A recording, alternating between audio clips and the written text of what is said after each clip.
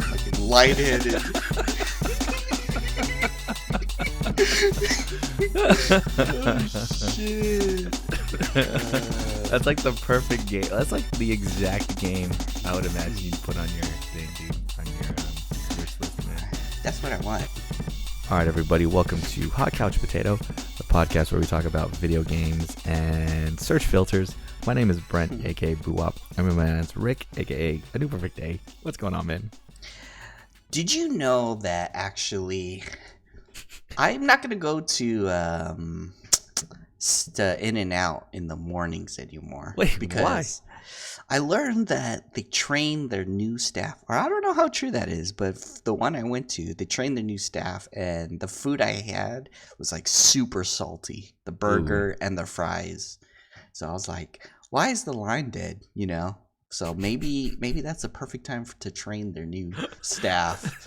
It's common knowledge that they fuck up all their food before exactly, because I went there at 10:30 on the dot, and I was like, damn. Perfect, no line, because I was craving it, but it was super salty. Mm-hmm. So, but other than that, speaking of the filters, good thing you taught me how to put a filter on my Steam. Because for those who don't know, we'll drop a little bit of knowledge out there.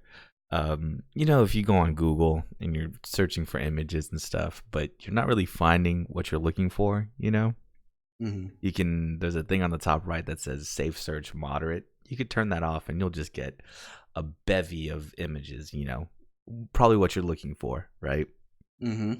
I didn't know that there was a button like that for Steam. And if you turn the safe search off on your Steam, there's just way more video games out there that I had no idea about. I found that out like last week. I was like, whoa, what happened here? I thought that Steam was a safe haven, but yeah, to kind of put some context into it, it is like a safe search filter where if you uncheck the box, all of a sudden you're going to see all the porn games and everything. Rick was telling me to search for a game right now, and I really couldn't find it. And it's because I still had that safe search filter on. Once I turned it off, I just saw everything under the sun, dude. It's kind of crazy. I was telling Rick, it feels like I just dipped into the dark web for the first time. I saw the real true power of the internet, man. I'm just a fucking sweet summer child out here, dude. I don't know about shit. But how's your Christmas, man? Christmas is past. Merry Christmas, everyone. Not bad. Yeah, it was a good Christmas. We went to my family's, of course, and I think this was the time that I actually gave a lot more than normal. Mm-hmm, so I was like giving all my family like kind of everything they wanted for Christmas, and I'm like flat broke, but still, like, it was just nice to see them, get what they want for Christmas. Yeah. I felt that a lot last year for sure, giving out everything to like my nieces and nephews and stuff like that. Mm-hmm. And just seeing them get really happy about what they got. You're just like, oh man, that's cool. But then it comes around this year and they're just, oh yeah, what did you get me last year again? They totally forget. You're like, oh man, come on. Oh yeah, exactly. Like my nephew, like I gave him my laptop because he didn't have a computer last year for Christmas, and then he's like, oh yeah, did you want your laptop? And I was like, no. And he's like, oh, like, and I was like, dude, I gave you that for Christmas last year. And he's like, oh yeah, you did. And I was like, wow, okay, that was only like a $600 laptop. That's fucking funny, man. But yeah, especially as you get older, I think it's definitely more about giving gifts than really receiving them. Because what did you get anything? What did you get this year for Christmas? Mainly just got my North Face jacket that I wear every day, but got that before Christmas. Other than that, I asked my family to actually pitch in for Disneyland. Oh, okay. Because I wanted to go to Disneyland, and my family wanted to spend time with each other. Mm-hmm. And I was like, okay, well, since we don't see each other, or we haven't seen each other all, like, spend time all year. I was like, why don't we just make this like a family thing kind of thing? And they're like, okay. So my sister, she was already planning for Disneyland. And I was like, okay, well, for my Christmas gift, just give me a Disneyland ticket. And holy crap, man, like Disneyland tickets are hella expensive. Like $200, dude. Dude, yeah. See, I remember Back in the day when I was a young guy. Back in my day. But they were $80. Yes. And I was like, that is crazy. You know, and I thought that was pricey back then, but my sister was like, oh yeah, prices are actually like $225. I was like, what the fuck where are we going, you know? Disneyland, dude, what the fuck? Yeah. So the main reason I wanted to go to Disneyland though, and is because I wanted the Jedi robes. And, or the cloak. Yeah. I was looking at everything online, see how much they were, and man, the cloak is actually still kind of expensive. But I think I'm still gonna get it because I just got done finishing watching The Mandalorian. If I do see a helmet there, I'm gonna just probably get it if it's within price range. If not, I'm pretty sure it's gonna be like $700. But either way, I was like scouting out all the merchandise for Star Wars and whatnot, and I was like, man, I haven't been to Disneyland since, I don't know, like when I graduated high school. So it's gonna be a real treat. But other than that, I was trying to go this year with like friends and everybody, with all you guys, but I couldn't afford it, you know. So this year, I just asked my family, like, hey, just chip in for a Disneyland ticket. But I didn't think it was gonna be expensive as shit. Yeah, and that's a good trip. I did go earlier this year with my friend Diane and Rod, and I dragged Scott along just because since he's, and I was straight up with him. I was like, yeah, dude, I'm totally using you for the discount, man. I think since he came with us and he's a season pass holder, the tickets were only like $100 or something like that. Like it was a lot cheaper if someone with a season ticket bought them. So that's the main reason. But yeah, no, I think it's worth it, man. If you go, especially just for Star Wars Land, if you've never been there before, called what's it called? Galaxy's Edge. Super worth it. But stuff there is expensive too, man. Like the lightsabers are $200, bro. Dude, yeah, I was actually gonna buy one, and then I thought someone said it was 100, so that's why I was like saving up, and I was like, okay. I checked online that said $200 and some. I was like, yeah, I'm not much of a a Jedi Knight myself, you know. I'm like still like a young Padawan. Or oh, like that video you sent me, man, where that dude pulled a lightsaber on Kylo Ren. Dude, I was dying. I was dying with that video, and then it played like the Star Wars theme with the flute guy. Yeah. Oh my god. The part that's fucked up is the, what do you call it? Not the stormtrooper that tells him, you know, there's only one Jedi and it's not you, but the guy that's after him, he goes, affirmative. Like that was icing on the fucking cake, dude. All right, that guy. I thought at first I thought it was the first stormtrooper that said that, but it was actually the second stormtrooper off video. I was like, damn, dude. I don't know if this was scripted, but I would never go to Disneyland again, dude. I would like not even like Star Wars anymore after that, man. You went to go have a good time and then just got trashed, man. R.I.P. to that guy, dude. Exactly. But I just finished Mandalorian, but I don't want to, well, I guess the spoilers, so whoever's listening, stop listening. You've had 3 days, whoever's listening, dude, so get your act together. Exactly. So, dude, Mandalorian, there's like one of the episodes that I thought was like, you know, really cheesy. It was like when they're in the forest or whatnot and they're helping out the farmers.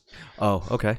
Yeah, I thought that was like kind of cheesy, but it really picked up when I really liked that one episode with the prisoner scene. Okay. Where like he goes to do a job, and the job like, AKA like betrays him, and then he just wipes them all out and like leaves them in the prison, and then he wipes out the other 2 guys. I was like, okay, this is what I'm talking about, you know, like some bounty hunter shit kind of thing going on.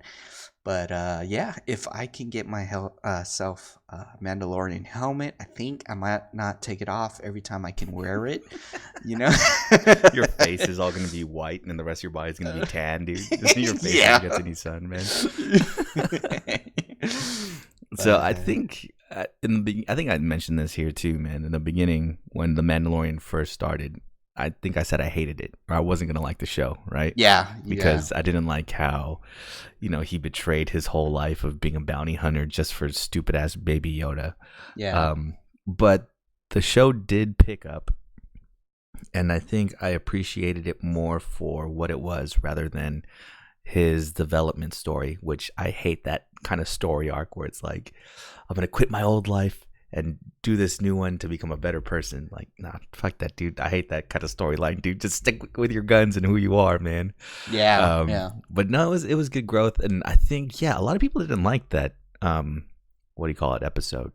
Because I feel like the whole show, right, was just a bunch of little things that were happening, them going on small adventures that paid off in the end, right? Because then everybody that helped him throughout the season, they were there helping him in the last episode, essentially. Yeah. And then I think, because almost seems like there was no point to the, what do you call it, to the Prison Break episode, right? Because what happened in the last episode related to that. What I think is in that Prison Break episode, he realized, like, man, I can't make money like this anymore. You know, I have to, you know, go legit or, you know, go back to the guild or something, right? It's getting too dangerous out there because he can't trust anybody. So I think that's really the purpose. I thought he was going to keep one of those little transponders and put it on the planet and just have the X-Wings blow up all the stormtroopers. I thought that was going to happen. That would have been kind of sick if he had like a spare one in his pocket. But yeah, I think that was just his turning point of like, man, it's getting way too dangerous out. Because doesn't one episode open up with him getting chased by someone in a fighter? Like he's yeah. Like that's the beginning of an episode. So yeah, it was getting way too dangerous out there for him. But yeah, no, great show. And then the fucking Darksaber at the end, man.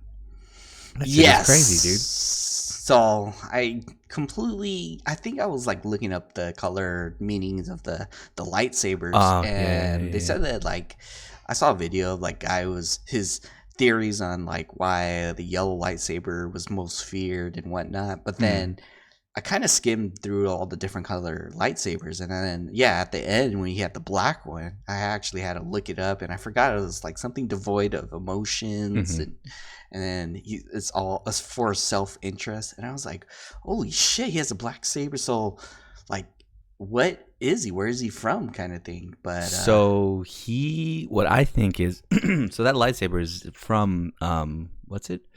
The Clone Wars, I think. It's from that TV series. So they go through a lot of the background of that lightsaber there. And then the guy, I think he is a Mandalorian, dude. I think that he was an old Mandalorian. That's why he knows what the Mandalorian's name is and shit. Yeah, they said. I think they said that the black saber was wielded by the Mandalorians. Yeah. So it'll be interesting to see where they take season 2. But it's just funny because at the beginning I thought it was like, oh, okay, cool. And remember in what's it called? Have you seen Solo? No. Oh, so in Solo, the main villain has these little daggers, but they have little lasers on them. So it's not really a lightsaber, right? So I thought that's what he was using to cut himself out of the fighter. And then when he comes out, he just full on has the Darksaber. I was like, okay, never mind, dude. He's about to murder all the Jawas. Fucking kill everybody, man. But I'm so set. I'm so set for season 2. I think, where I started the show being salty and like, man, this show's going to suck. So where it ended up going with it, I thought it was good, man. I thought it was really good. Yeah, I was still trying to gauge his strength though, because there's like so many times beat up in every episode. Exactly. So like the times when he's badass. He'll wipe out like a whole platoon, and then the time when he's like 1-on-1 or like 1-on-3, it's like he gets his ass kicked. And I was like, wait a second, what? You're supposed to be the most feared bounty hunter, you know, legendary. You know, you're kind of getting all these hits. I think he got sniped like 3 times in one episode. Man. Like he's lucky he got that armor, man, because he got shot like 20 times in that last episode, man. Exactly. I can understand if you get shot once, but he was just like getting shot up, and I was like, okay, so what's going on here? I don't know how strong you are. Or, you know, I know you're a tactician, but come on, you're supposed to be like John Wick going in, you know, and everyone has to fear you, not like corner you and think they're badass and, you know, approach you and stuff like that. But there are times when he does shine, and there's times when I'm like, what? Like the one time where he gets knocked off when he lands on that one planet, I forgot what it is, but and then he gets attacked by that animal right off the bat of the ship. I was like, you had a whole gun right on your right side, but all you do was held up your arms to block it. You have a whole gun. And then he gets beat up by that rhino.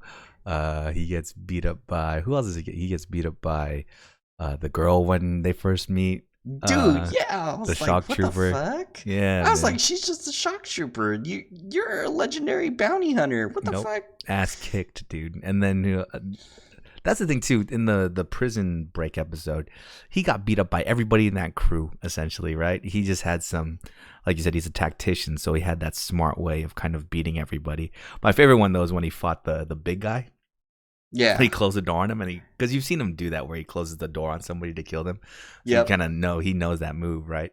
But when he caught it and starts laughing, I was like, "Oh no, what's he gonna do now?" And then the other doors close. The blast door fucking closes. amazing, yeah. And then he did his like Batman type shit, where every time the lights went out, he was a little bit closer to that guy behind him. That was sick, man. Yeah. See, we can direct the battle scenes a little better. But yeah, for other than that, I did finish The Witcher. Another Nice. spoiler there. And I'm really enjoying the show of like the combat and the mages. And I wanted to talk about that too. So I was like saying, like, when you're playing Witcher 3, in the game, you feel like everything is within the realms of possibility. You're like fighting monsters and whatnot. But it is a pleasant treat to actually see when mages start doing their magic. And you like come across it throughout the game, but like when you do see it, it's like holy shit. And then I'm glad like in the show, that's how they're showing it. Like remember when Yennefer did that whole fire thing, that's part of her capabilities. Like she doesn't really do that in the game, but she does something really powerful just like that in the game. And they do a lot of many things in the game, like different types of spells. And the way they do it too is like they say out the name of the spell, while in combat or something like that. So that's why I'm like, I really enjoyed that part, that bit of the thing. And the series doesn't seem too rushed, Like I was kind of getting confused with the how multiple timelines and stuff. Yeah, like I was like thinking, oh, everything is like one linear timeline, but we're like looking into the past, which is kind of the future, which is kind of the past, and I was like, okay, I'm getting mixed up, but yeah, I really enjoyed it. I feel empty that I completed both.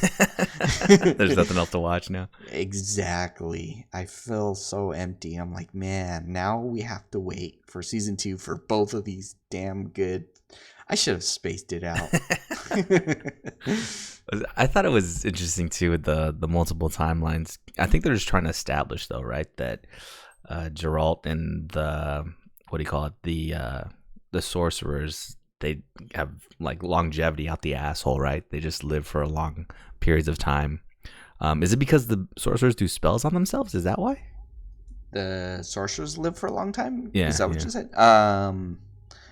Well, the elven sorcerers live for a long time, but I'm not sure about the humans. They actually age. Because Yennefer is part elf. Oh, it just clicked in my brain right now.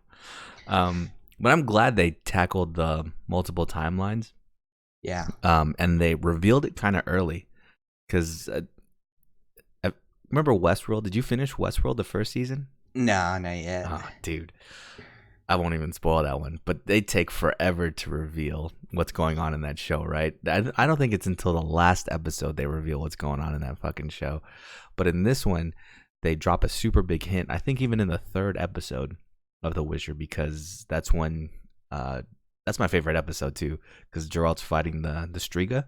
Is that episode? Dude, that part was crazy when the guy was like, "You gotta fight her all night," and he's like, "Yes," and then he just gets his ass beat for the entire night, dude. Yeah, that part was so great. But in there, I think it shows, because the king it was Foltest, I think, right?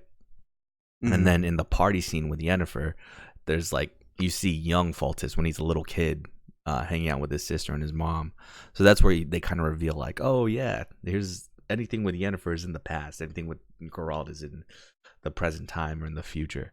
So I think they tackled that a lot better than other shows did. And dude, yeah, you're right. The action is so great. The first episode when Geralt fights those dudes just in the street.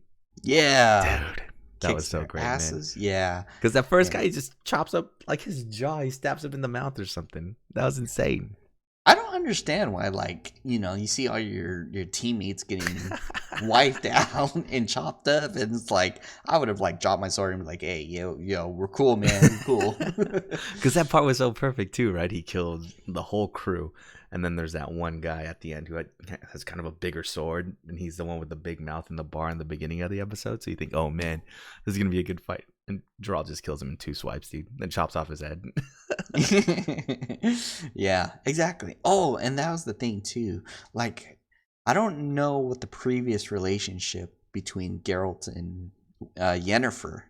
Like Mm-hmm, in the show, you can see there's like very complex things going on, and I mm-hmm. couldn't understand it.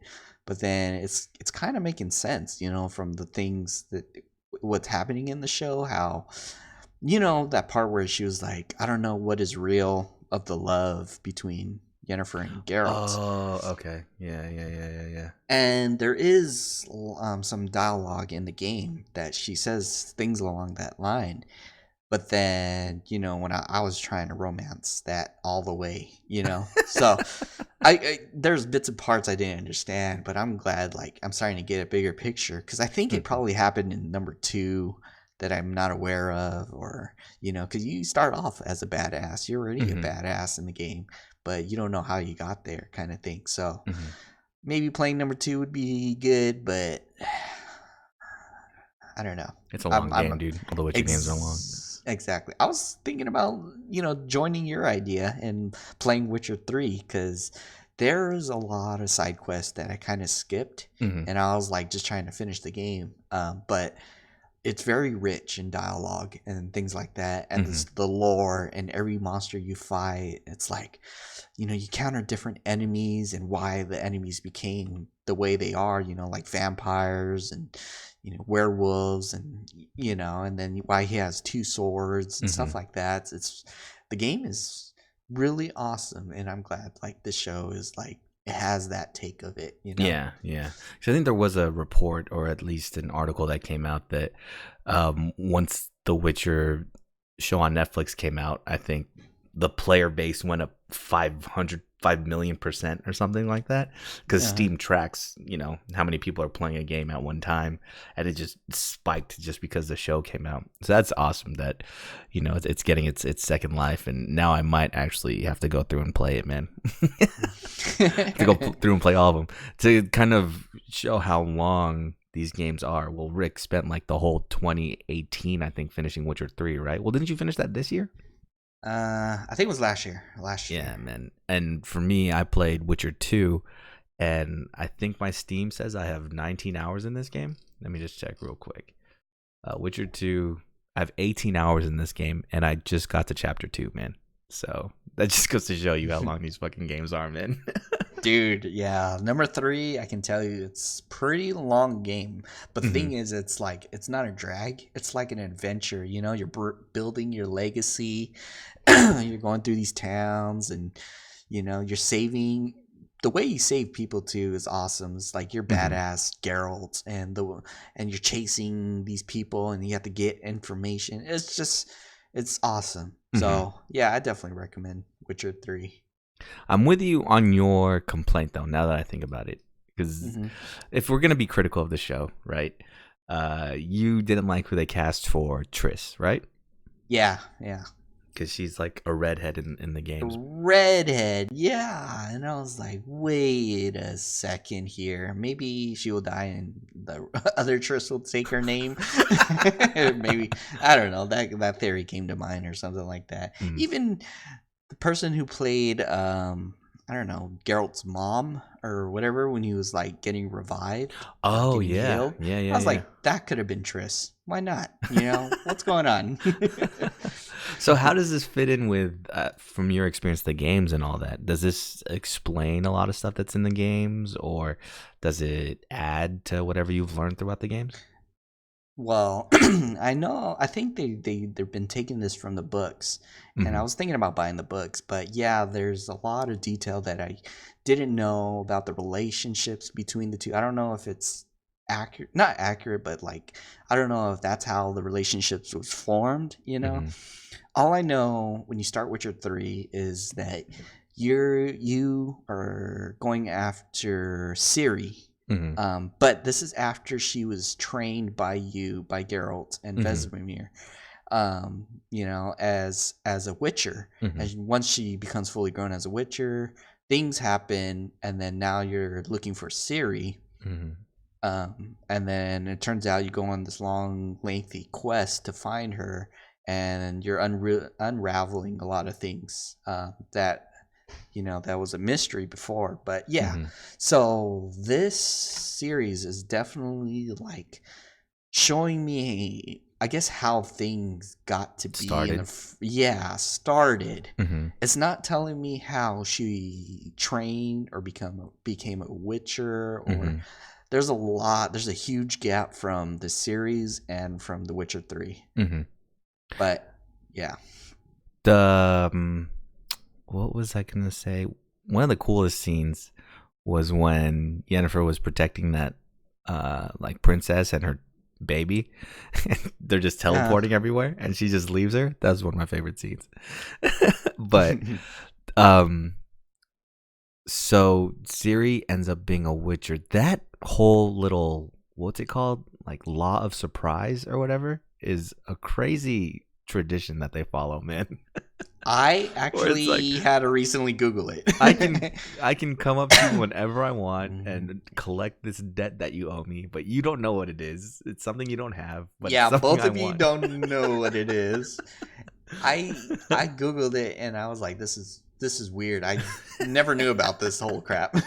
I'm gonna just claim that shit for something random, dude. I'm gonna buy someone, like, I don't know, a cheeseburger from McDonald's one day, and they're like gonna try and give me money. I'm like, nope, law surprise. Return the law. Yeah, but then they might come back to you like, I want your baby.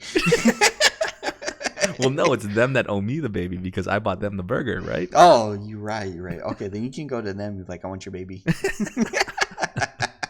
That's fucking foul, or like they get their Final Fantasy game and you're like, I want that game, dude. Oh man, that's what I was gonna ask. So what is the Wild Hunt? Is that a spoiler? Wild Hunt it involves Ciri. Because they mentioned the Wild Hunt in the show for 2 seconds. Yeah, I forget what the context was, but spoiler. I'm not gonna spoil too much what exactly it is because that's the main reason why you're going after Ciri.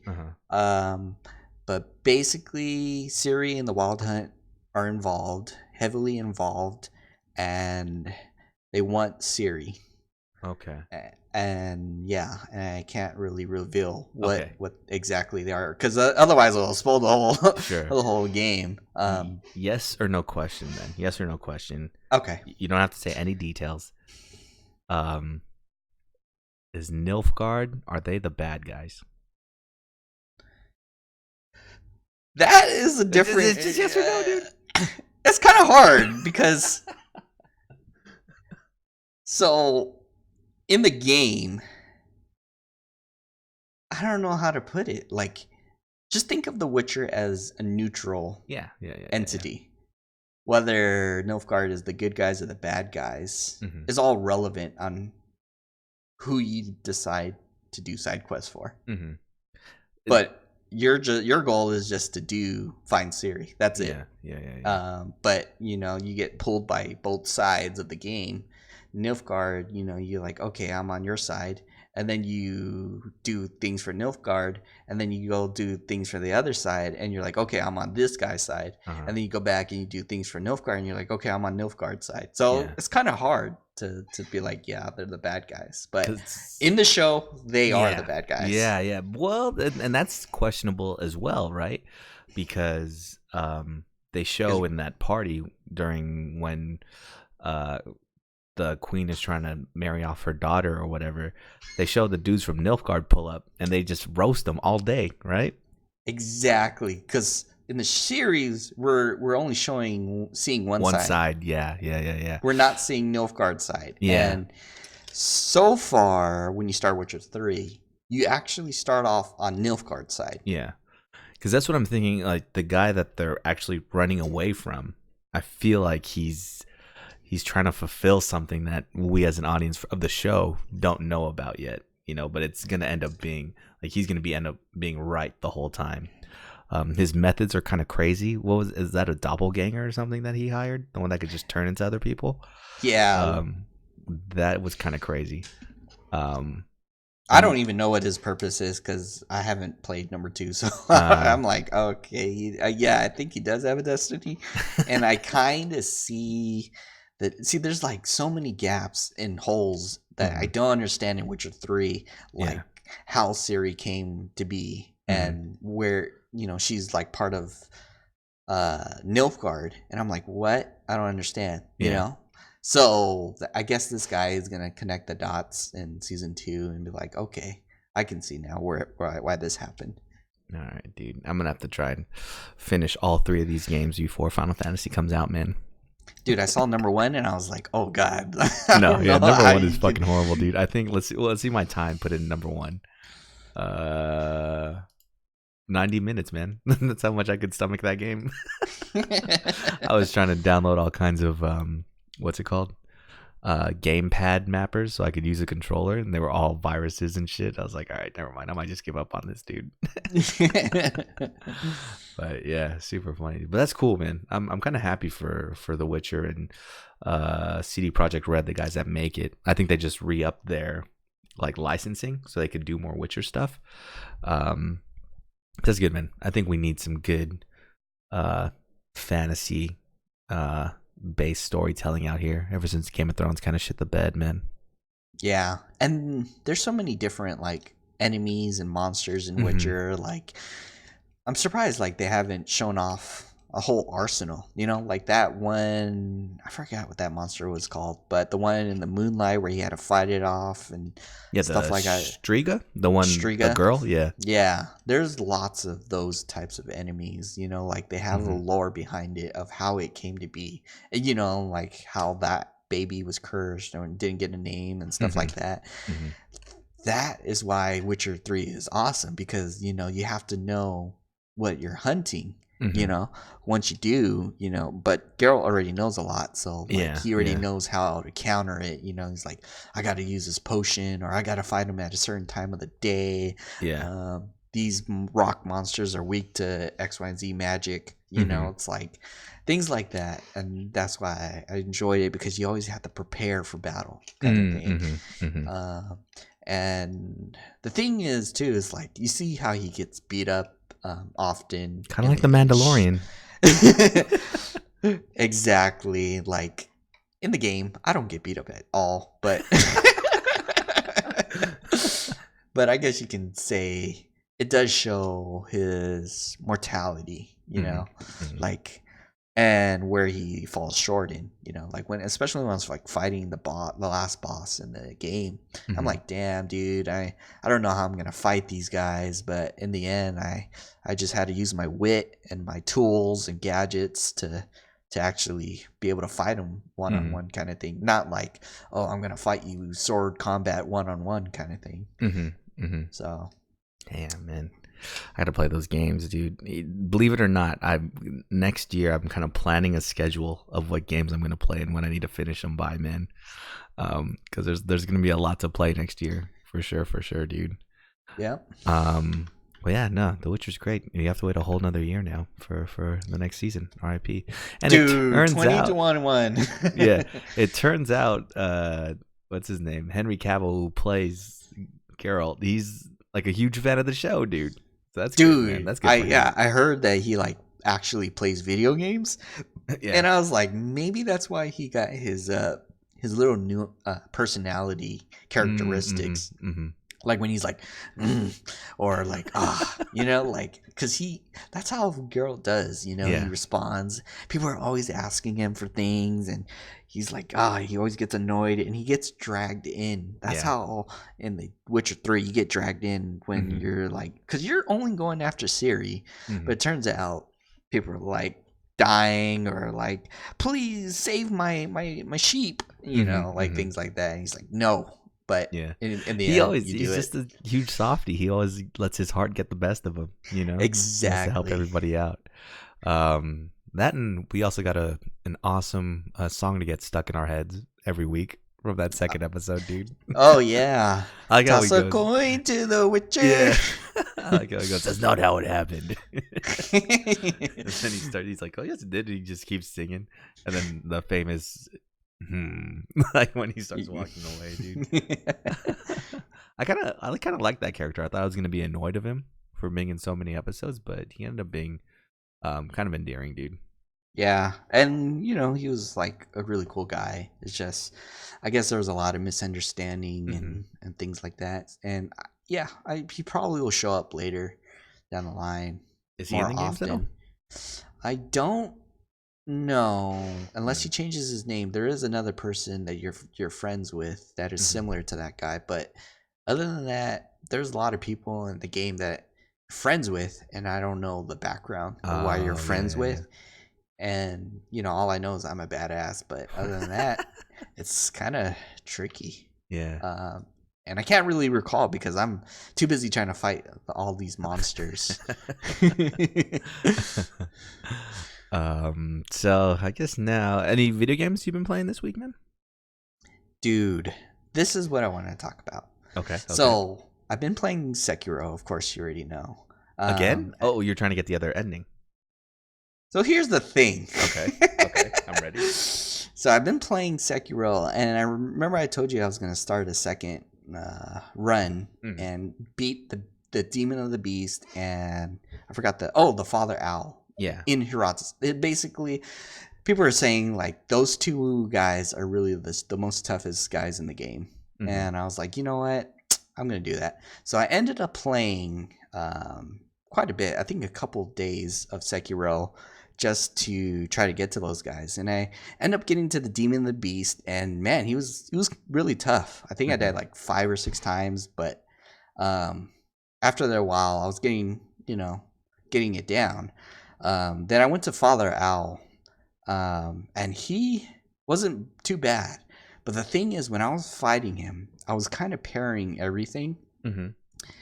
So I was getting a parry urge, or whatever you call it, and I was like, oh man, I don't know what to do. Like, I have this insane adrenaline to parry and kill all these guys. Okay.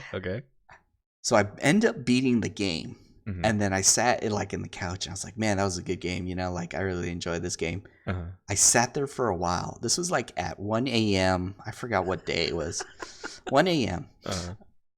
I started a third run. Wait, for what? For the Shura ending? Shura ending. Okay. Because I wanted to fight Emma and Ishin, I guess his old form. And then when I was playing throughout the game, dude, I got to those 2 endings in 3 hours. I was like, fuck, dude. Wait, what? So you beat it the one time? I beat every enemy in one go, and I was like running past everything, And then I got to Emma and Ishin in like 3 hours. I was like, holy fuck. My God, dude. And I was like thinking, I was like, God damn, like what's going on with me? Why am I this hunger lust or not hunger, like I have this killing lust in this game.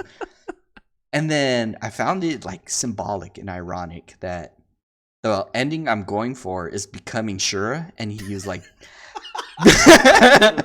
you become the demon. You become the demon, and that's because you're devoid of killing. And I like Googled it, and they're like, yeah, Japan, they call it Shura and Buddha and something like that, because they just kill and they just keep on killing until they look for the next target. And I was like, holy fuck, you mean this adrenaline urge, whatever I just got right now, it's because I am becoming Shura, dude. Shura. I was like, holy. And then I killed it. I killed the 2. Well, Ishin, actually. I had really hard time. His fire attacks are crazy. Yeah, the stupid fire things would like burn me. And then, yeah, I actually had to think a lot. So, but yeah, it wasn't too bad after I was getting everything down. I was like parrying everything.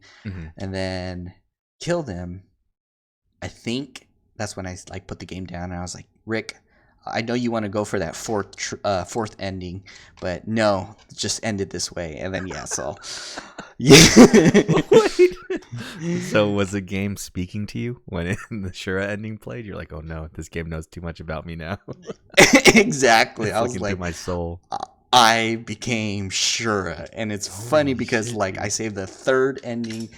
I was like, man, I just had this insane urge or whatever you call it to just go fight everything. I was fighting everything like along the way, and I was Mhm. like killing him, and I was like, damn, dude, I don't know what's gotten into me. So yeah, you can say I became Shura, and I was like, yep, nope, I'm pretty much done.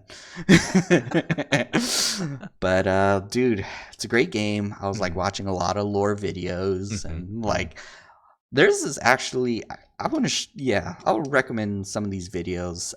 There's this guy that like goes into very deep detail. He's pretty Mhm. popular, and he kind of goes after the lores of like Dark Souls, Bloodborne, and he Mhm. even did Sekiro. So Sekiro was really interesting. How like all this came to be. Tomoe, one of the sword saint that you inherit the techniques from, Mhm. just everything that I did not would not have noticed until he would point it out. But other than that, I think I am fulfilled. I don't have that urge anymore to parry anything. You got rid of your craving for blood. Oh, your bloodlust, dude. You got rid of it. Yeah, Okay, that's good, exactly. man. As That's good, man. after I killed Demon Beast and the Father Owl, I just had this insane bloodlust. I was like, more, more. And then finally, when I got to Ishin, I was like, Uh-huh. it's done. It's done. I have become one with Sekiro. That's too funny. That's crazy though. So you ended up finishing it twice in the span of 3 hours. Did it end up being like 5 in the morning by the time you finished both of them? Yeah. Well, I Holy only shit, dude. play so the second playthrough. I actually spent a couple days because I was like Oh, okay. looking up everything. The third one, I ran past everything, killing everything along the Yeah, way. yeah.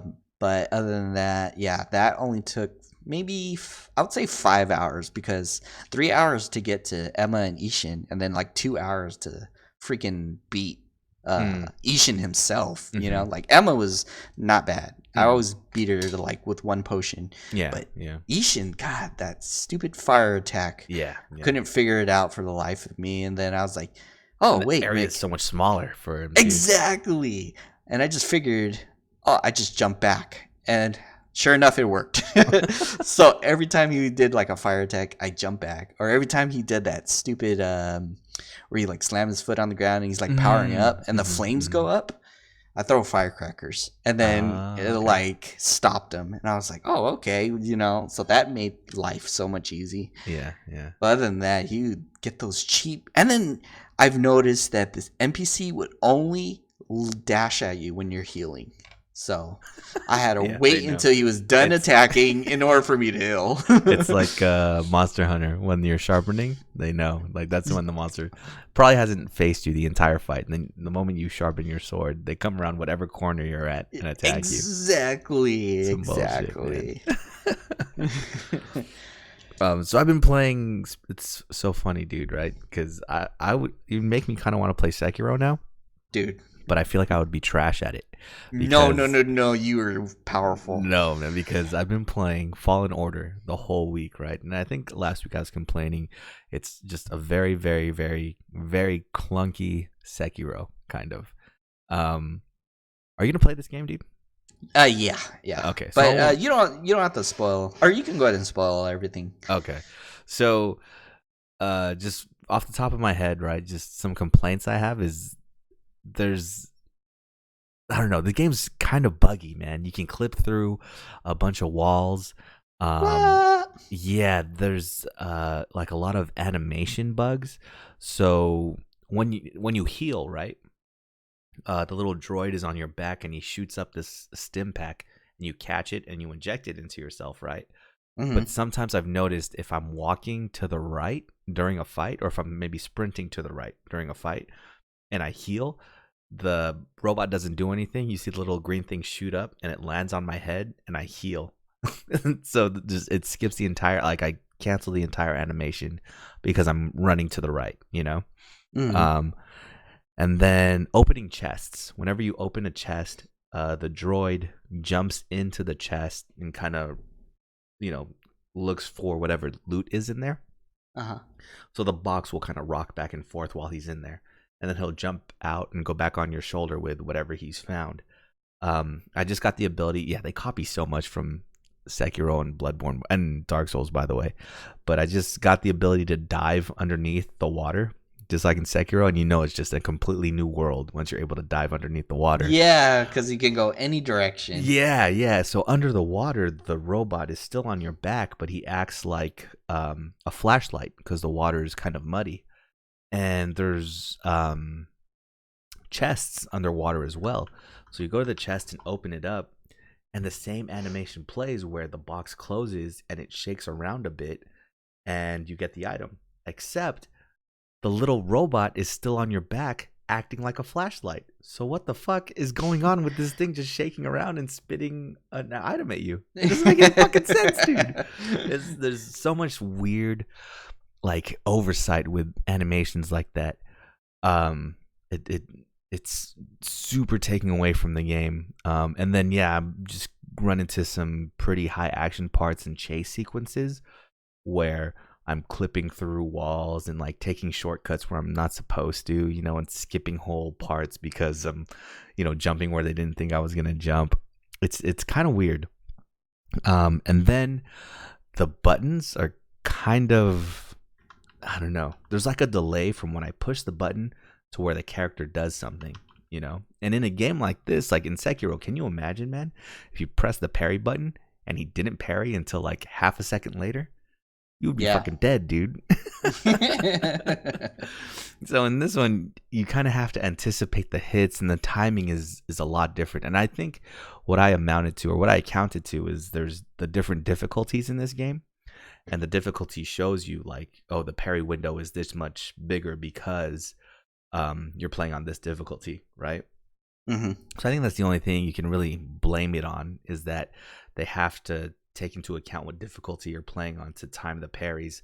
So that's why it's kind of all over the place and heebie-jeebie and stuff like that. Because I've got it down now, but I feel like if I were to go back to a game like Neo, Dark Souls, Bloodborne, where it is pretty tried and true, you know when to press that parry button, I feel like I'm gonna miss it every time, dude, because I've like coordinated my brain or synchronized my brain to have that delay in it. You know what I'm saying? Mm-hmm. That, and the enemies are still like heat-seeking missiles. Even if I use the force to slow them down during an attack and walk to the side of them, they'll still hit me. Just some magical way, dude. It's fucking all over the place. There's those death blows where I'll get a parry in. Some enemies have, and that's the thing too, it's inconsistent. Some enemies have that kind of stamina meter where every time you parry them, their stamina meter goes down. Uh-huh. And then, when you finally get that last parry, a button prompt will come up with whatever your attack is. So mine is R1 because I wanted it to be like Sekiro. So it says to press R1 and I'll press it and nothing will happen. And believe me, dude, I've missed some death blows in Sekiro. So I'm scared to miss that chance, dude. I just want to kill this enemy. So I end up starting fucking mashing R1 to try and get that death blow off. And whenever I see it, I just mash it now. I'm not safe just pressing it once because I think I'm going to miss it. Same thing for heals. Sometimes the heals don't go through, even with the animations canceling out. There's parts where you have to like slide down slopes, like muddy slopes. And if you want to turn, like the turning is not accurate at all, dude. Like if you want to turn, you have to start turning a mile away in order to turn right on these slides. It's all over the place, man. It's a buggy mess. It's glitchy everywhere. But it's a fucking Star Wars game, and you get to kill shit with a lightsaber, dude. And that's the main redeeming factor of it. Is recently I've just gotten all the abilities, or a bunch of the abilities, the force push, force pull. I could slow stuff down. Like in this fight, I just jumped down. There were 10 stormtroopers, and I killed them all in like 5 seconds. It was fucking amazing, dude. I loved it so much. These guys are shooting rockets at me, and I'm slowing down the rockets and force pulling like 3 guys in front of me so they get hit by the rocket. Like, this game is fucking amazing, you know? But it just has these imperfections. They're not even that small, but there's so many of them that it's almost ruined. If I'm fighting, it's fine. But if I just take a moment to stand and look around in the game, that's where it really hurts my feelings, dude. It could have been so much better. And I think we're spoiled, man, from playing Sekiro this year. Like, that game is so polished and so perfect. I don't think that game ever had a patch or anything. Well, maybe for like people who cheated. And I saw that. Yeah, but they like reduced some of the skills because people are abusing skills so good. Yeah. But that's nothing like graphically or, animation wise that they had to fix. That's just gameplay exploits essentially. So I love the game for being Star Wars, but at the same time, it just hurts my feelings how buggy it is, man. Because we need good Star Wars. You haven't seen The Rise of Skywalker yet? Not yet. Yeah, dude, save your money, man. Don't watch that. Don't watch that shit.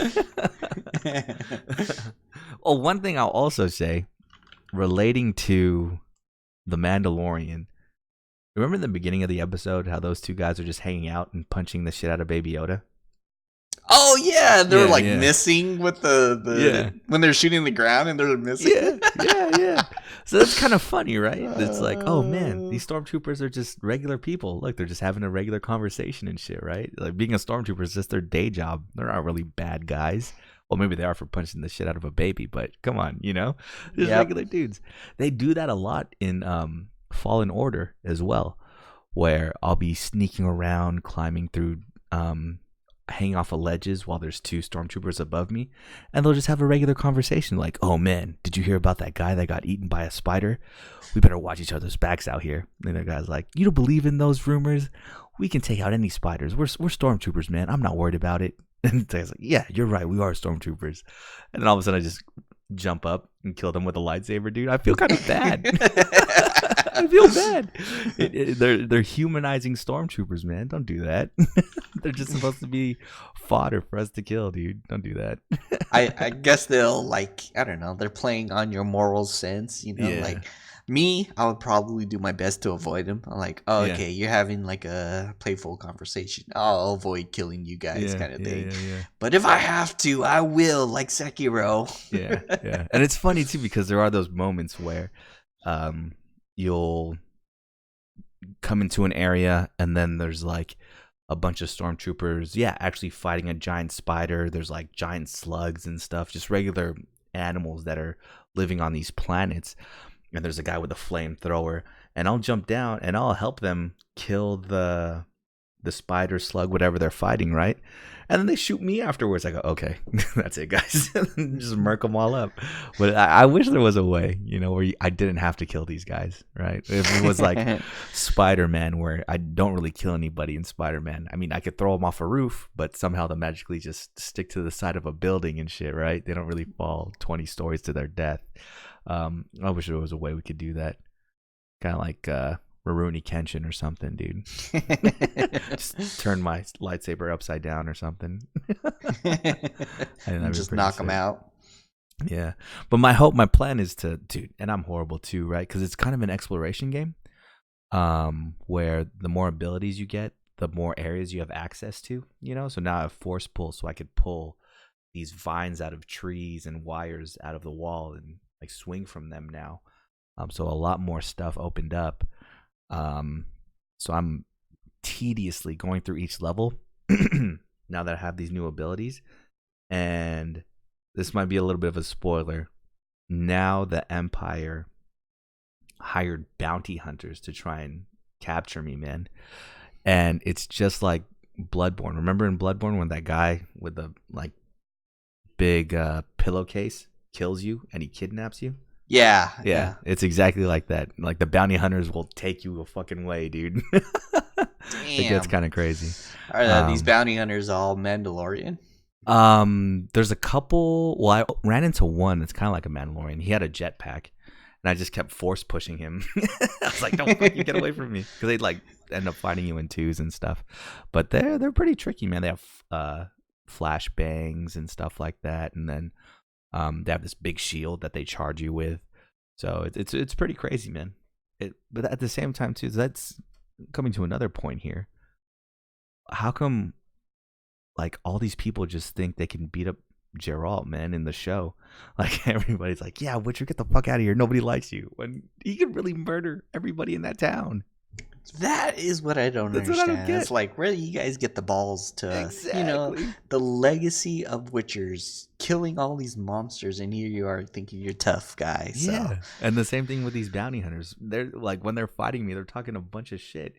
It's like, dude, I have a lightsaber. Chill out. Yeah. Don't egg me on, man. I guess they got to add some kind of danger to like where you think you're gonna really get killed by these guys.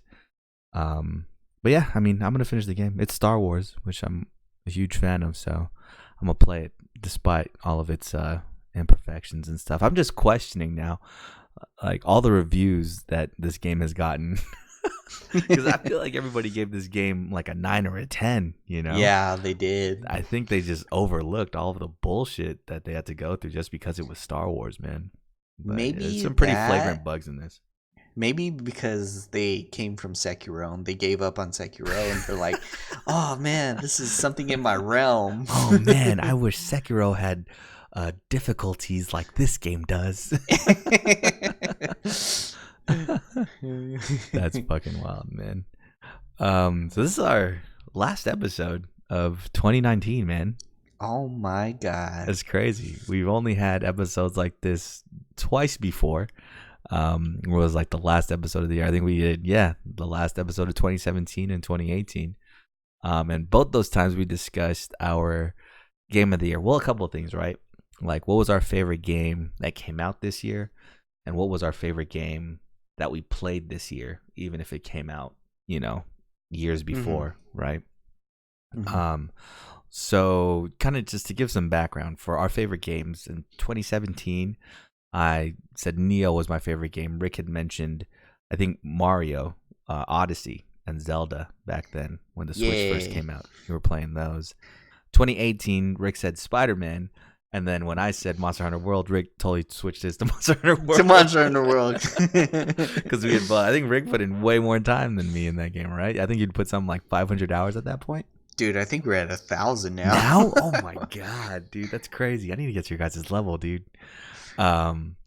This year, we'll start with Rick, man. I think I have an idea of what your favorite game of the year is, man. But yeah, what's your game of 2019? Mine was gonna be Iceborne because I actually put in that extra 400, 300 hours into Monster Hunter. And the grind is there, the replay value is always there, and everything is really polished in that game. And I was like always looking for bugs, and I was like thinking, man, this game does not have bugs. Really. I don't think I've ever seen a glitch, kind of. It's weird. It's strange. No, there's bullshit timing when we get hit by something we're not supposed to get hit by, dude. Yeah, see, I blocked it out of my memory already. Well, no, that's you block it. Period. You have your shield. But I always feel like I dodge something perfectly, but I get hit by it. But maybe I'm just dodging at the wrong times. But other than that, it's a great game. I think, though, I'm gonna have to go with Sekiro, even though, and then plus like how it got Game of the Year. I kind of agree. At first, when I was playing the game at the very beginning, I was scared because I was dying so much easily, and even the minions, will discourage you because it's like one slash will take off a third of your life kind of thing, and. But after I got over my fear, I started getting that lust, the bloodlust. And then I beat it a second time. The bloodlust was there. I beat it a third time. It was removed. But while I was going through the entire game and listening to these lore videos, it's really a really polished game. If you think about it, the Mm-hmm. combat, the way it jumps. I was like analyzing how the grapple is, the animation of the grapple when you do a flip, and I was like, wow, they really put a lot into how you maneuver in the Mm-hmm. game. And then when you parry, you actually parry the sword. It doesn't look like clunky parrying kind Mm-hmm. of thing. So if you have all these enemies that you're parrying different types, different ways, and if you slow it down, like if you parry or block the right way, you'll reflect it. If they hit your head or like your back or your feet, that's because your parry doesn't reach that far, Mm-hmm. kind of thing. So it's just interesting how they really thought of this, and the way the combat is too, especially when you're gaining skills.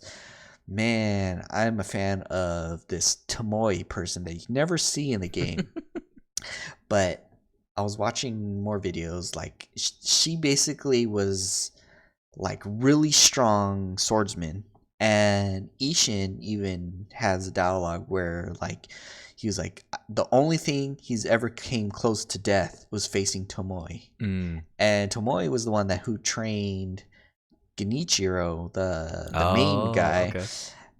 Also, she taught him how to use lightning. And basically, do you remember that area, the Fountainhead area where you go in the Divine Realm area? Mm-hmm.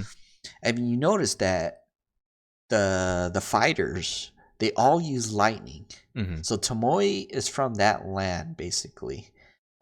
She escaped that land, or not escaped. She came from that land before she was turned into like one of those creatures in the Divine Realm. Mm-hmm. But anyway, she was very feared by everybody, and she was a really strong sword saint. So all of her moves that you learn for your own character is pretty interesting. I used the first one, which is like called Floating Passage or something like that, Mm-hmm. and you do like multiple barrage of slashes. I just recently learned from after my third, I think second, her final move, which is like an onslaught of infinite slashes kind of thing, and it uses like spirit emblems, but Mm-hmm. basically it reduces their postures dramatically. So when I was fighting the bosses, that's how I was able to kill the bosses so fast. I was just spamming the crap out of it, even though they were blocking. Their guard was like breaking pretty fast, and it's Mm-hmm. because it does like an onslaught of slashes. So like one slash does like, I don't know, 5 hits or something like that. Mm-hmm. So yeah, that's what I was thinking. Man, I envy that. But anyways, I'm getting sidetracked. I love this game. Your game of the year, man. Of course, dude. Yeah, I was like looking at wallpapers. I was taking pictures of myself killing every enemy. Is the guy you watch is it Vati Vidya? Let me look it up. Because he has some pretty good ones too. It man. might be him. That name sounds familiar. But yeah, that's basically he tells the lore. It's really interesting. That's how I knew about Tomoe. I didn't know. Mm-hmm. All you read is the text saying Tomoe was a strong fighter, and I was like, Mm-hmm. okay, whatever. But the more you learn why and things about it, you start to Vati Yeah. Vidya. Yeah. Check Have you, his videos dude? out. Okay, so the one that kind of gives me a headache that I can't get my head around. So I can get my head around like, people want the dragon blood in order to be immortal, right? Yeah. But one thing I never got, but I think it's in one of his videos. I just have to watch it again. Is how they achieved immortality with the centipedes, right? Oh, that was actually the water. They were drinking the water. And the centipedes were in the water, right? Yes. Is that what it was? Yeah. So that's the part that gets me too, because were you able to kill the koi fish? Yeah. Because you feed them those slugs or something, right? Yeah. And those are connected to Bloodborne, I think he said in some way. I couldn't wrap my head around that because there's like that skeleton of a koi fish at the bottom of that realm you were talking about, and then there's little fucking things. There's little of those worm centipede things down there, dude. Yeah, and they're glowing, fluorescent. Yeah, and everybody that drinks that water is just able to have that long life too. So, or they transform into those slug guys, the ones that play the flute and shit, man. Exactly. But yeah, no, the lore in that game is so deep, dude. And watching those videos, I'm glad someone else figures it out for you, so you could just sit back and relax, other than having to worry about trying to catch it in the game, you know. Exactly. But it's just weird. He uses the English dialogue in those videos. He doesn't use the Japanese. It sounds so weird to me because I always play the game in Japanese. In Japanese. Yeah. And then you hear like the NPCs talking English. Yeah. Like when I heard Sekiro talking in English, I was like, whoa, this sounds way different than what I've been playing for this past week. I don't know what it is. Are Japanese voice actors have deeper voices or something? That's what it feels like to me. I think, I don't know if I heard this from you, but I think I remember somebody saying like they have passion, when they enunciate what they're saying, so that's why it sounds like they're like kurai, like shine kind of thing. But when we say it, we're like death or die, Yeah. There's a lot more room to be emotional saying those words. Exactly. Oh yeah, I get that. Except for that one, Roberto. Roberto. It's kind of crazy. It's kind of crazy. Roberto. So yeah, Sekiro, hands down a great game. That was gonna be my game of the year too for a while, right? I don't think I've played anything like you said that's just as polished or as perfect as that game. Even now, I'm still like I'm comparing Fallen Order to it, right? Mm-hmm. But late entry into the fucking year, man. Outer Worlds I played, and there was that time, maybe in 2009 or something like that. I was still in college, and I think it was spring break. I wasn't doing anything for spring break. My parents were on vacation somewhere, so I was at the house alone, and I had an Xbox, and I had this like collector's edition of Oblivion, right? The Elder Scrolls 4 Oblivion. And I said, all right, I know this game, you could do so much in it. I'm going to play it. I stayed up that entire week and sold my soul to my Xbox to play Oblivion, right? And since then, I've always been kind of scared to play like a Bethesda game, like Fallout or Skyrim or anything like that, just for fear of, devoting my life to a video game like that again, right? Mm-hmm. Little did I know, the guys that made Outer Worlds were the same guys that made Fallout New Vegas. They got So you. They got me. And I mean, I did. I had my fun with Sekiro, I did want to come back and beat the game, but I didn't do nearly as much, let's say, investment of like the story as I did in the Outer Worlds, man. There's just like so much more character. Well, I guess there is character, right? From Software games have their own way of telling a story. It's a little bit more subtle, right? You maybe meet 3 or 4 NPCs that have little side quests for you. But with those, I could like really care less about them, right? Like that the doctor. Did you ever bring him any bodies or anything for him to work on? I think I did. Brought him somebody. I think my second playthrough, I told the guy that was looking for the pinwheel, I told him to go over there. But and there's like 2 more steps you could do, but I just like never bothered with it, right? But in Outer Worlds, I went out of my way to really just talk to every NPC. There'd be little side quests, and I would ask around. I would fly to other planets and get other people's opinions in the game about what decision I should make in the side quest I was doing, Like I would spend this like hours in one planet, get to know everybody, help them fix their economy, whatever like argument is going on between factions there. And then I would go somewhere else and kind of do the same thing. But sometimes there's no clear like right or wrong in it. So I would go back to whoever I helped out before, and there would be like a dialogue option to tell them about what I'm doing, and then I would kind of get their input on what I would do in the next place. And there's just, I don't know, there's so many instances like that where I have so many save files because there really is no right decision at some points. It's just your preference on what you want to do or who you want to help out, pretty much. And it's kind of like the Witcher show.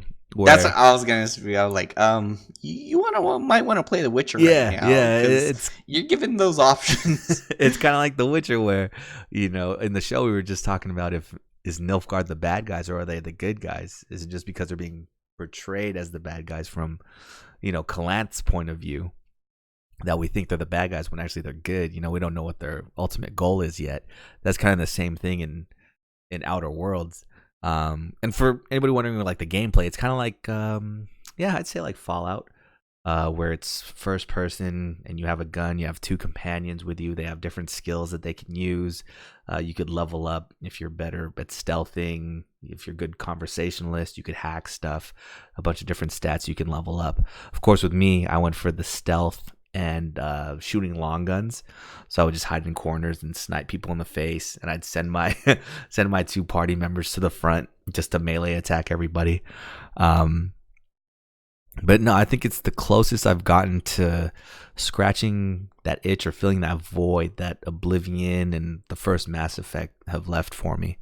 The only thing I was missing was the final boss killing themselves, like in Mass Effect. Well, no, in Mass Effect, right? If you level up a certain skill, your charisma or something like that, you could talk, what's his name, Saren? You could talk him into shooting himself or something like that, and you don't have to fight him at all. It didn't dawn on me how crazy that was until I played it a second time and didn't level up charisma, so I had to fight him. That's a whole boss fight that I skipped just because I'd leveled a certain skill up, So, and this one, I think there is a way, right? But it's kind of crazy because there's spoiler alert. If you're going to play Outer Worlds, the final boss is this giant robot, right? And before you go into the room it's like an arena to fight this giant robot, there's a door to your right. And if you leveled up your lock picking ability, you can pick the lock. And in that room is a computer, and you have to level up your hacking ability to hack the computer, and you could just turn off the robot and walk past him. So you could skip that whole fight too. But it's just, you have to be maybe from the beginning of the game micromanaging how you're spending your level up points on these two skills. You know what I mean? And it's really hard to be able to do both of that in one. I think you get bonuses depending on what party members you have with you too and what items you have on.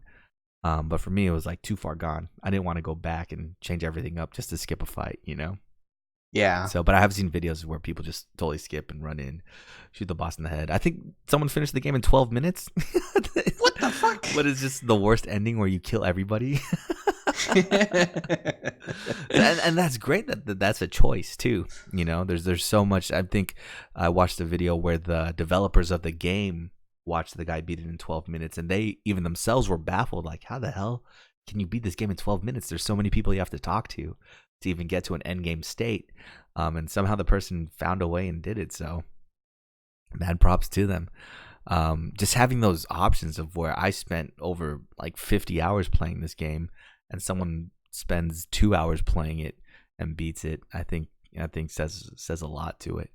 And yeah, I did have those save points too, where it's like I save right before an important event or right after an important event, and then just kill everybody just to see what effect it has on the world.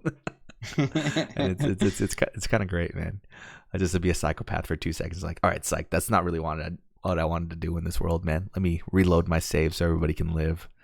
But yeah, no, I think that's my game. With as much as I liked, coming home to play Sekiro and being a ninja, there was just something about being this space mercenary and help shaping this galaxy.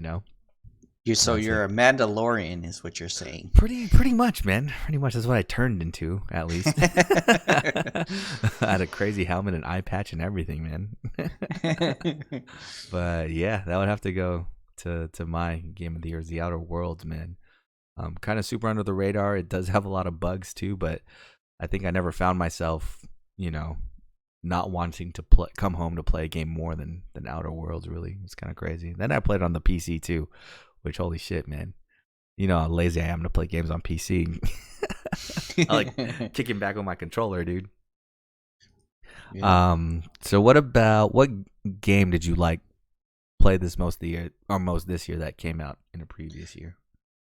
Yeah, Iceborne. I think I spent 400 hours just getting all the new stuff, and that's the thing that's cool. Like the new patches gave you like so much hours to grind for more stuff, and I was like really admiring the detail that they put into these maps and stuff like that. And I was like thinking, yeah, they wouldn't even need to have a part 2 of this game. All they would need to do is just keep releasing these mini patches, kind of like Final Fantasy 14, where they have like these giant patches, and just keep doing that, and we'll keep throwing in money, because I think so. Yeah, I think so too. I think we might react indifferently with a part 2, because then we might give up things like in Destiny 2, and people wouldn't want that for all the grinding they've been doing. Yeah. So I just feel like keep doing that. Yeah, even more than Destiny, you're way more invested in the character you have in Monster Hunter World. Just because there's, I don't know, it's not much, but it's a better story. I feel like, or you can understand, the story more than Destiny's story, in Monster Hunter World. So yeah, I think you're right. I think people are more invested in their characters themselves rather than just the guns they have and shit, man. So, what if they came out with an update that cost $60, basically as much as a new game?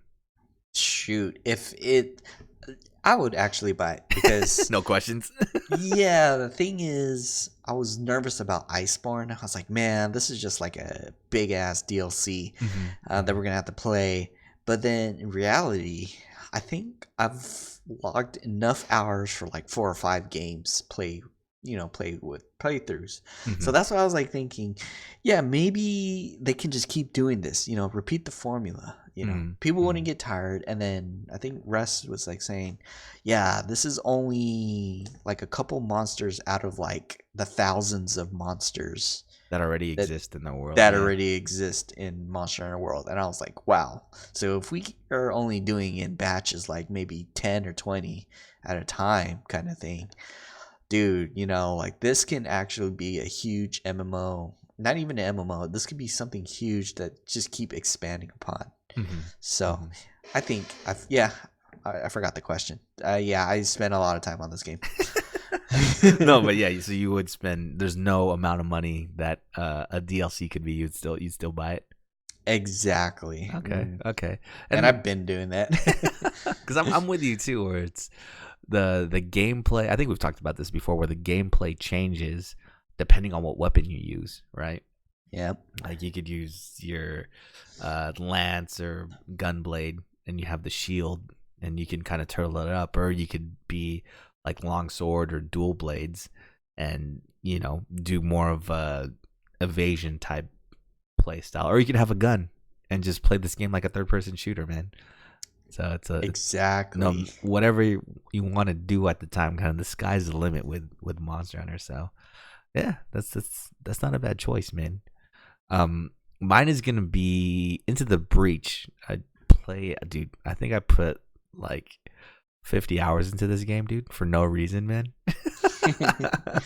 And it's so simple. I think each level is just an 8x8 square where you can move your mechs around and fight giant bugs, man.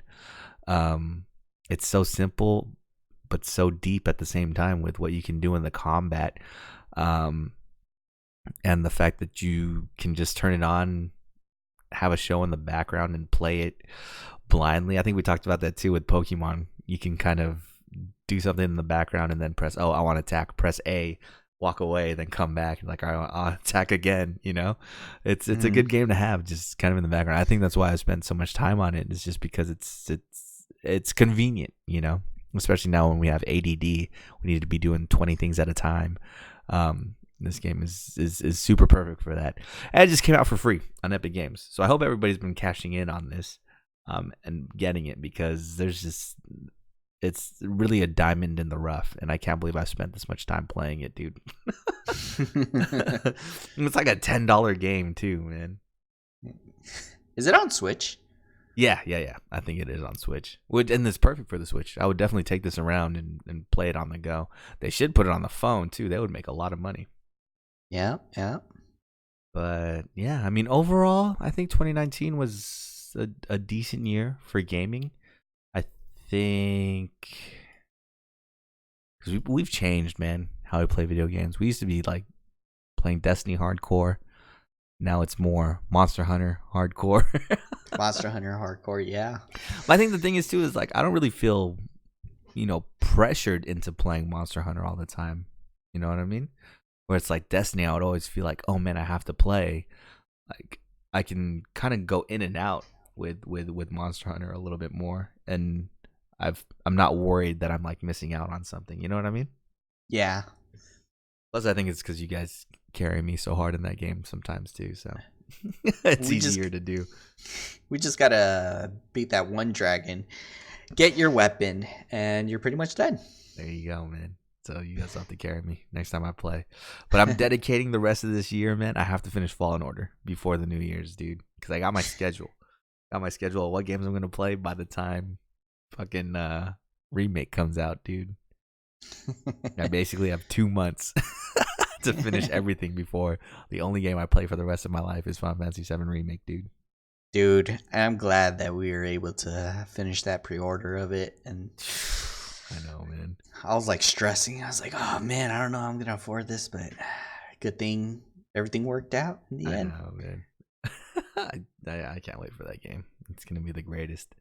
So yeah, 2019 was a decent year. I think 2018 might have been a bigger year game wise, like games coming out and things like that. But I think 2019 was a decent year, at least for games that we like too, with Sekiro killing it as hard as it did, and Red Dead Redemption 2. Well, no, Red Dead Redemption 2 came out I think last year. But yeah, man, it's only gonna get better from here, because next year we got all these heavy hitters. Last of Us 2. What else? Cyberpunk remake is coming out. There's gonna be a shit ton of games. Ghost of Tsushima coming out this year? Yes, in 2020. Yeah, I think summer 2020 they said. And then at the end of the year, PlayStation 5 and Xbox Series X is coming out. So it's only gonna get crazier, man. Which one are you gonna buy? PlayStation 5. I think the same. If the online, like if you're downloaded games from PlayStation 4, if you could play them on PlayStation 5, I'm fucking sold already, dude. I'll trade in my PlayStation 4 for that shit, really. Yeah, I just want to make sure if everyone's hopping on one system, then I'll be on that system. I'm just interested to see what it looks like, because I kind of like the Xbox Series X, what it looks like, man. I kind of like that tower look. Yeah, I kind of dig that, man. So I hope Sony has something similar too. I'd rather have stuff vertical than horizontal, man. So that'll be interesting. But yeah, it's been a crazy 2019. Here's to the future. We'll see you guys next year. But before that, Rick, you got a question? So, are you going to finish Witcher this year? No, there's only 2 days left, man. You mean in 2020? I mean 2020. 2020. So I have it planned out to where I'm gonna finish The Witcher and The Witcher 2 before Remake comes out, and then when I'm done with Remake, I'll play The Witcher 3. That's how I have it planned out. So yes, in 2020, I will finish The Witcher trilogy. But you will never finish one. I'm gonna give it my all, dude. I'm gonna try and just power through it so I can just understand, because The Witcher seems like such a cool world, you know, and Geralt is just the ultimate badass, dude. So I have to give it that try. Just note that his character model has changed drastically from all 3 games. Oh no, I already know, dude. I have 90 minutes. The last time I played The Witcher was in 2014, dude. when I played Witcher 2. Last time I played Witcher 2 was in 2016. Holy shit, time flies, man. Crazy. But yeah, we'll see you guys next year. Hope you all have a safe and happy New Year. Yay. Peace.